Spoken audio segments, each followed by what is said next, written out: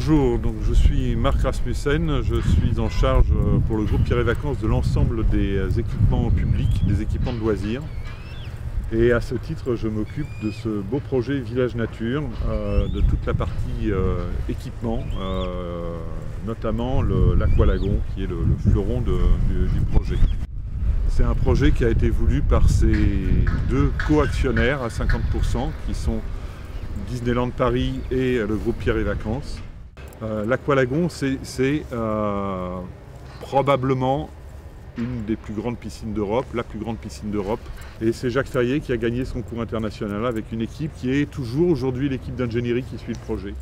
Le sujet des loisirs, c'est un sujet qui nous passionne et qui nous intéresse. Le concept du dôme du parc aquatique a été revu par Jacques Ferrier car il a imaginé une sorte d'origami qui se déploie et dans lequel qui devienne une sorte de landmark. Et nous, on a gardé cette idée de dôme éclairé, mais dans lequel il y a une parfaite intégration avec le paysage autour et que soit vraiment c'est un paysage construit. Le parti qui a retenu, c'est cette grande promenade, cette pyramide sur laquelle toutes les terrasses sont accessibles pour arriver en haut. On n'imagine pas aujourd'hui, en 2016 ou à 2017 à l'ouverture, que ce bâtiment ait pu être construit autrement qu'en bois. Il y a un peu tout sur ce projet-là. Il y a à la fois des techniques nouvelles, des géométries extrêmement complexes, donc beaucoup de taillage, beaucoup de valeur ajoutée sur les pièces. Et puis après, la mise en œuvre est extrêmement compliquée parce qu'on est sur de la structure qui fonctionne en 3 dimensions. On aborde ces gros projets nationaux de manière différente parce que Arbonis maintenant est un acteur un peu incontournable sur ces gros projets nationaux. Le rôle du bureau d'études sur Aqualagon, ça a été de recevoir une enveloppe architecte, de lui intégrer tous les principes constructifs définis par la maîtrise d'œuvre structure et de les adapter à nos conceptions et à nos habitudes de fabrication.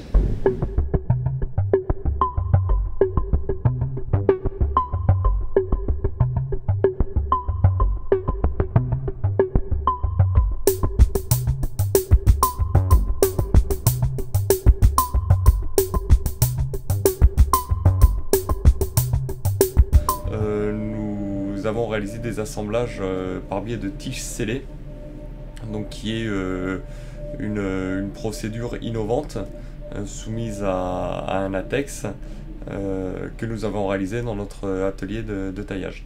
Le principe de ces tiges scellées permet d'optimiser les jeux d'assemblage de manière à avoir une rigidité de la structure pour éviter les déformations. Et également ont un aspect esthétique car les assemblages sont masqués. Nous avons beaucoup de travail de préparation sur lequel nous avons formé la majeure partie de notre personnel. Nous avons une dernière phase qui est le scellement de ces tiges à l'aide de résine. Nous avons dû également participer à la conception d'une machine d'injection spécifique.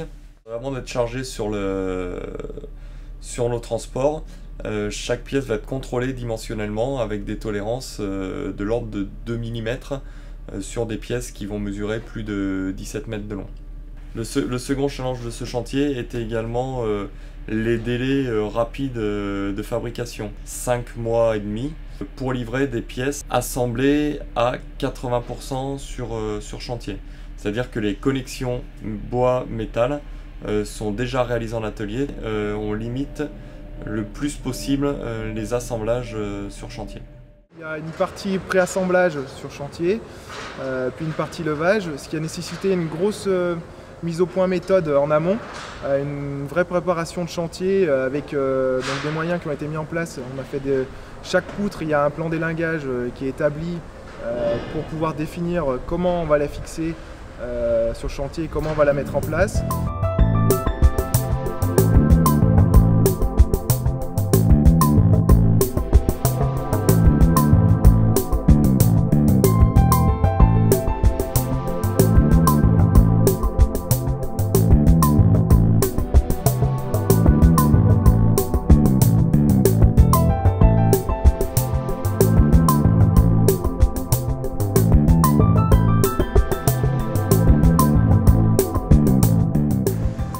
Oui, c'est un chantier particulier parce qu'il est fait, déjà on est fait avec des tiges collées et aucune poutre est identique.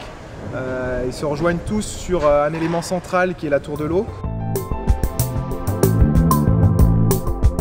La sécurité, c'est clair que c'est un élément majeur dans l'établissement de nos méthodes pour la réalisation d'un tel chantier. Dans la phase préparation, c'est mis au cœur de nos ouvrages et de nos méthodes de travail pour définir comment nos compagnons vont pouvoir travailler en sécurité et réaliser les tâches convenablement. Au niveau de la complexité de l'ouvrage, c'est quelque chose qui est hors norme chez nous, chez Arbonis. Il est constitué de poutres qu'on appelle des boomerangs. Donc nous, sur chantier, on met les différents éléments en premier, donc c'est les boomerangs. Puis on met en place les trilles. Et ces dernières, après, une fois qu'elles sont mises et réglées, qu'on règle avec le géomètre, on met en place des panneaux de caillage qui servent de nappe de contreventement. La plupart des gens sont des compagnons du devoir, donc qui ont l'amour du bois et de la charpente bois, ou des gens qui ont fait le parcours du compagnon du devoir. C'est exclusivement des équipes en interne, des équipes internes Arbonis qui lèvent la charpente. On était ébahis quand Arbonis a posé les poteaux principaux. Les poteaux ont été posés avec des précisions millimétriques. C'est-à-dire qu'on est vraiment dans l'orfèvrerie à échelle industrielle, quoi. On imagine mal la disproportion entre la précision et l'œuvre générale. Enfin, c'est un savoir-faire logistique de fabrication, livraison, assemblage sur le site, montage, tout ça est une séquence d'objets tous différents les uns des autres qui font qu'à la fin on a une œuvre unique mais d'une complexité totale.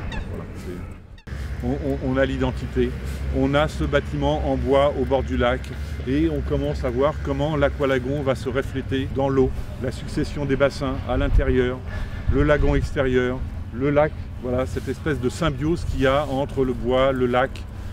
Je pense qu'on entendra parler de ce bâtiment car il est beau et il est aussi assez impressionnant.